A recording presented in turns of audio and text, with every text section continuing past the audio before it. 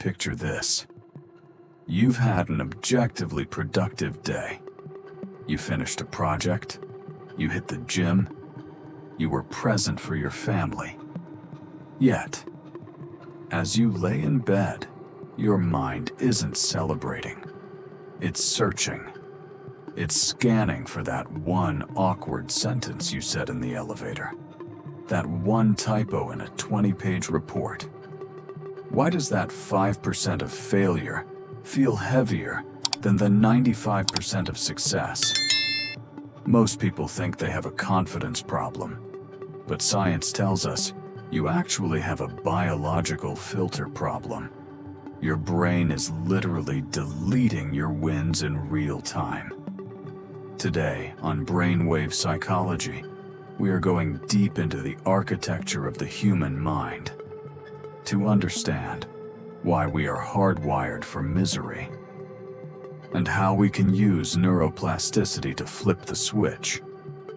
This isn't just about positive thinking. It's about a 60-second biological intervention that can save your mental health. To understand why you feel like a failure, we must travel back 50,000 years. Your brain is a survival machine, not a happiness machine. In the ancient world, remembering where you found delicious berries was a bonus, but remembering where the saber-toothed tiger lived was a requirement. Evolutionary psychologists call this the negativity bias.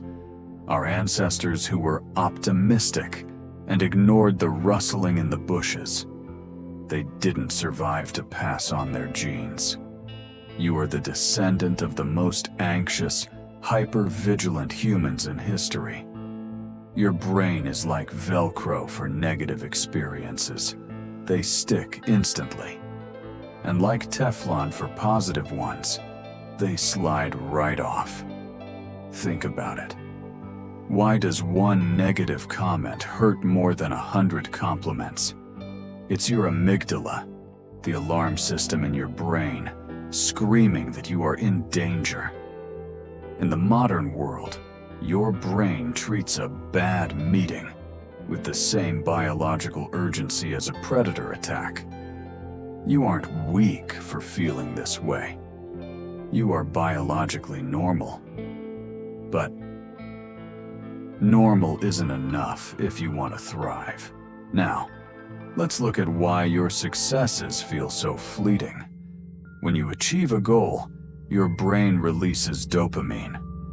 We often call this the feel-good hormone, but that's a half-truth. Dopamine is actually the seeking hormone. It's designed to get you to the finish line, but once you cross it, the dopamine levels crash almost immediately. This creates the hedonic treadmill. You get the promotion, you feel great for an hour, and then your brain resets. It says, okay, that's done. Now, what's wrong?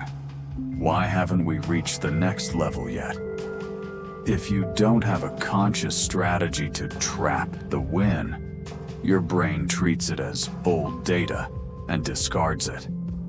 This constant deletion of your progress leads to imposter syndrome. Because you don't feel your past wins, you walk into every new challenge feeling like a fraud.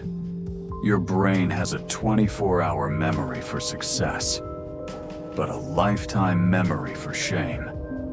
It's time to interrupt that cycle. So, how do we fix a 50,000-year-old biological bias? We use neuro-anchoring. This is a technique based on neuropsychology. It takes exactly 1 minute, and it's designed to force a positive experience into your long-term memory. Step 1. The 15-second embodiment. When you succeed, stop. Close your eyes and feel the satisfaction in your body. Notice your breathing. You are physically encoding the memory. The brain needs 15 seconds of sustained attention to move an experience to the cortex. Step 2. The 15-second validation. Verbalize it. Say out loud, "I did this. I worked hard, and I produced a result." When you speak, you engage the prefrontal cortex, which helps dampen the fear response. Step 3. The 30-second anchor. While you feel that pride, create a physical anchor. Clench your fist or touch your thumb to your forefinger. You are creating a Pavlovian response. Over time, your nervous system will link this gesture to the state of, "I am capable. Here is my challenge for you." For the next 7 days, perform this neuro-anchoring technique 3 times a day. Don't wait for big wins. Use it for micro wins. Made a healthy meal? Anchor it. Finished a difficult email? Anchor it. Remember, neurons that fire together, wire together.